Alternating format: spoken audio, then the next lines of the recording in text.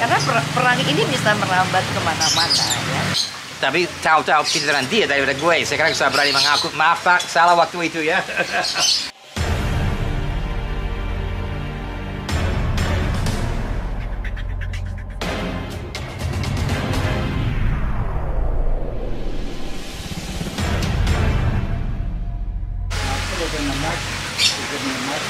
Sore hari ini saya bertemu dengan Greg ya. Hai, Apa kabar? baik-baik sekali Pak. Piye? Panjenengan gimana? Apik-apik. Alhamdulillah. Iki lo rekan gue, kenal nggak? Yang mana? Yang Yang ini. ibu yang cantik? Oh, itu juga rekannya. Itu rekan dari rekannya ya. Halo, selamat sore. Saya Ifke. Selamat sore. Ya, saya suami Ifke, John. Oh, ini suaminya. You are a lucky guy. Yep, 43 years together. Very good. Apa resepnya bisa menikah begitu lama? 43 tahun dengan ibu. Actually, 42 years. Ah, 40 years. bohong lo. Ternyata cuma 42. Banggakan diri lah. 43 years in Indonesia continuous, but I first came here in 1972. Oke, waduh. Seorang lama di sini ya. Are we speaking English or Indonesian? I'm speaking Both of them. Okay, we have pakai campur ya. Campur-campur, gado-gado. Like our wedding ya, we have campur wedding, campur bahasa. Ya. Ibu kenal dia pertama kali di mana aja? Saya ketemu dia di rumah kawan. Oh begitu. Nah sore ini setelah kita berbicara tentang perkawinan yang 42 tahun lebih ya, tapi kita juga akan membahas sedikit tentang Pak Jokowi ada di Amerika sekarang ikut ASEAN and US meeting. What do you think about the visit of Mr. President Jokowi in Washington? Well, I think Jokowi is a very polite man, and he will, in the tradition of the good Javanese, he's going to invite Biden quietly behind the crowd, not like the Americans blast in there. He will quietly suggest that we, in his own best interest, come to the G20. So I believe that Jokowi, being a good, polite Javanese, is going to suggest to Biden, assuming he gets the opportunity, I believe he wasn't even met at the airport, was he? But he's going to suggest to Biden that it's in his own interest to come to Indonesia for the G20. After all, who knows? By then, this little dispute between Ukraine and Russia could all be over by then, at the rate that Russia's progressing at the moment. Greg, Oke, ya. Maaf ini, tolong carikan teh tarik ya. Maaf ya, minum dulu ya, teh tarik. Right, sorry. What's the question, mate? tadi John bilang bahwa Pak Jokowi orang yang sangat sopan sebagai orang Jawa ya. akan mengajak Joe Biden datang ke Bali G20 walaupun ada masalah antara Ukraine dengan Rusia, dan Biden kira-kira mau nggak datang ke Bali untuk G20? Gimana dengan cara sopan? Maka Rusia punya perselisihan dengan Ukraina. Saya berani tanya urusan mereka apa sebenarnya, kecuali mengacaukan dan memperberat masalahnya. Itu maaf, kesan di situ. Tadi saya justru sangat mengharapkan peranan dari Pak Jokowi yang betul-betul juru damai. Dia nggak mau, karena dia tidak punya untung dari perang. Apakah boleh bilang ada pihak lain yang mungkin beruntung dari perang? Jadi ya jangan harap damai dari situ. Tapi ya itu agak bosan itu kan, saya agak marah lihat perang itu. Yang ingin punya urusan justru yang menggalikan urusannya dan berani mengorbankan orang lain untuk kepentingan mereka. Tadi ya. Well, you can't forget that Jokowi is from Sukarno's party, and think of Sukarno back in 1955 set up the non-aligned movement, and Indonesia's been pretty good at trying to keep back on that, especially since we got rid of Suharto. It's back to the non-alignment movement position. And he's tried hard, there's been a lot of resistance, and he still has some sycophants from the, what do they call those crowd of Berkeley Mafia, But Sukarno's idea of being non-aligned means non-aligned. It means taking a middle position, not taking one side or the other. Mungkin potong ya, tapi Indonesia betul. Karena saya juga pernah bilang bahwa bagi saya Jokowi itu penerus daripada Bung Karno yang Anda sebut tadi. Dan saya boleh bilang sejak ya hampir 35 tahun saya jadi penggemar berat daripada Bung Karno. Sampai putra saya sendiri namanya Soekarno. Ya sudah lama. Ini menarik ya Bu ya. Sangat. Tapi sekarang Jokowi jaga betul non-block movement ya.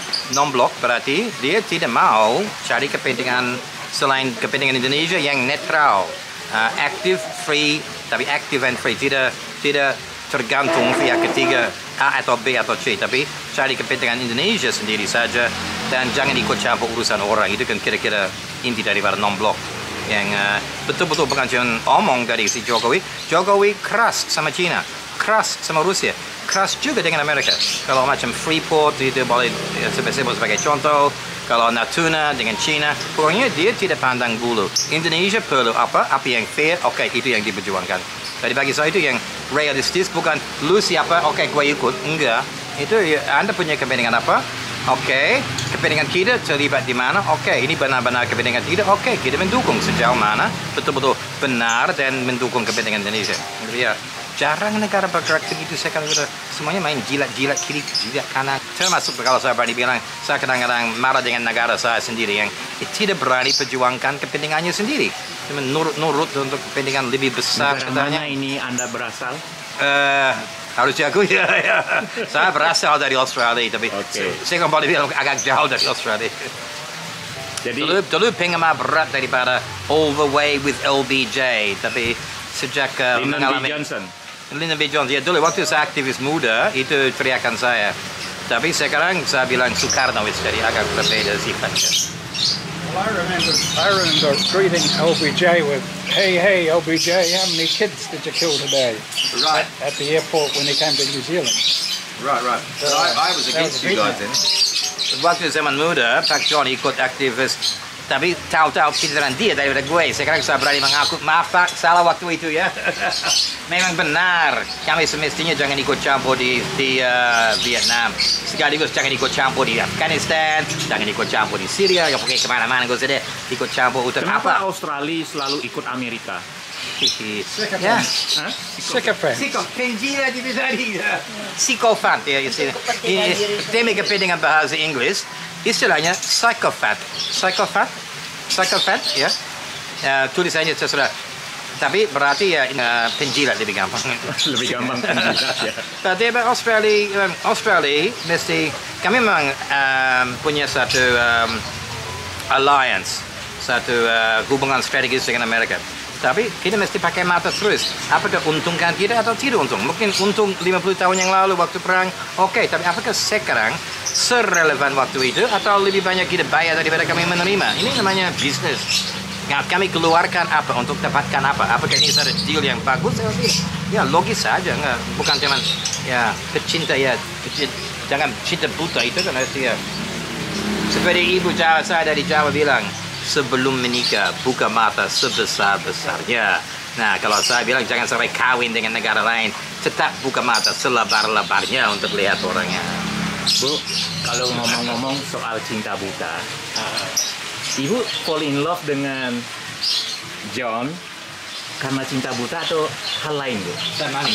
Bukan karena cinta buta. Saya tidak percaya pada cinta buta ya. Sering mungkin wanita tuh sering orang sudah memberi cap ya bahwa wanita itu selalu lebih banyak memakai perasaannya. Namun saya pikir itu nggak selalu begitu ya, karena kadang-kadang kita juga harus memakai logika. Karena apalagi menikah ya, menikah adalah sebuah perjalanan hidup yang tidak bisa gonta-ganti, stop di jalan begitu saja seenaknya. It's a commitment, ya. Sehingga harus benar-benar juga bukan hanya perasaan saja, juga harus memakai logika. Kembali seperti dalam pembicaraan mengenai barusan ini yang sedang dibicarakan, Saya sebagai seorang ibu yang sederhana, kalau tadi kan kita membahas mengenai Jokowi ya. Saya sebagai seorang ibu sederhana, saya tidak terlalu mengikuti politik ya, tapi sama seperti apa yang dikatakan Pak Greg itu, jangan pernah menjual diri. Dan saya sangat respect pada Pak Jokowi. Saya bahkan berpikir bahwa dia adalah seorang presiden yang terbaik di Indonesia, mempunyai kepribadian, bukan orang yang mungkin penampilannya orang dulu suka bilang dia deso ya, tapi jangan menilai seseorang itu dari penampilannya ya, lebih dari karakter ya. Saya bukan orang yang mengikuti perang, tidak terlalu mengikuti ini itu, tapi at least saya juga melihat seperti saya tidak terlalu ikut mengenai perang Ukraina. Tapi kalau kembali kepada pertanyaan Bapak sebelumnya, mengapa Jokowi pergi ke Amerika? Saya pikir saya bangga sebagai orang Indonesia bahwa dia pergi ke sana, tapi saya melihatnya dia adalah orang yang tepat ya, karena dia itu tidak mudah dibaca, dan dia tuh ada, selain pemikirannya yang brilliant, beliau itu juga mempunyai hati ya, dan tidak memihak, tidak pernah menjual diri atau menjual negara ini ya, seperti negara-negara lain yang mungkin seperti kayak Amerika ya. Dia kenapa selalu ikut campur di mana saja, dari Vietnam, Korea, di mana saja, di Indonesia, itu semua sebetulnya hanya mementingkan diri mereka sendiri, sehingga tidak ada lagi segi kemanusiaan. Jadi sementara saya menilai perang apa yang sedang terjadi sekarang ini lebih dari seorang ibu yang sederhana yang mempunyai perasaan dan berperi kemanusiaan. Untuk itu Pak Jokowi, kita doakan ya, semoga Pak Jokowi berhasil ya menjadi penengah, karena kita nggak mau kalau terjadinya perang, karena perang ini bisa merambat kemana-mana ya. Jadi saya pikir Pak Jokowi adalah orang yang tepat ke sana, karena beliau itu bisa semoga beliau dapat menyelesaikan masalah ini dengan bijak. Karena banyak yang kita lihat dari contoh-contoh yang sudah terjadi di negara ini, mau seperti apa, beliau selalu menanganinya dengan sangat bijaksana.